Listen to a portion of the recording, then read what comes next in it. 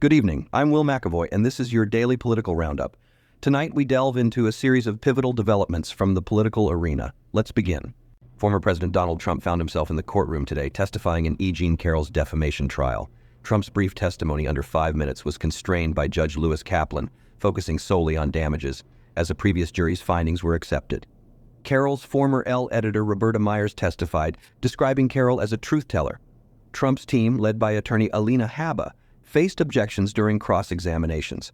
Notably, Trump mistook Carroll for his ex-wife in a photo during a deposition. The trial continues with complex implications for both parties involved. In Georgia, Trump's legal team is pushing to dismiss election interference charges. They allege an improper relationship between District Attorney Fani Willis and Special Prosecutor Nathan Wade, accusing Willis of racial bias in the case. Trump's attorney Steve Sato seeks the disqualification of Willis, Wade, and their office from the case.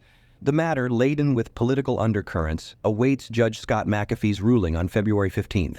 Moving on to education, congressional Democrats are urging the Education Department for more extensive negotiations on President Biden's student debt relief plan. Concerns about excluding vulnerable borrowers led to calls for an additional policy session.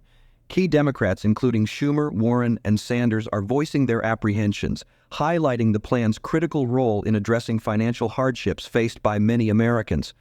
In other news, Republican presidential candidate Nikki Haley is supporting Texas Governor Greg Abbott's border stance against the Biden administration, calling it absolutely ridiculous.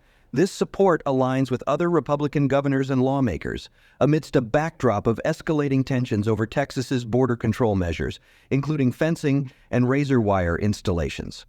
The Supreme Court's recent ruling and Abbott's firm stance underscore the complex dynamics of border security and federal-state relations.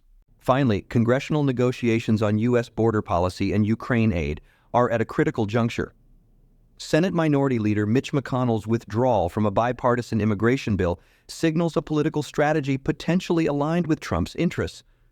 The impasse affects not only domestic immigration policy but also international support for Ukraine, with global implications and heightened tensions within the Republican Party. That's tonight's roundup of the day's crucial political stories. As the landscape shifts, we'll be here to bring you the latest.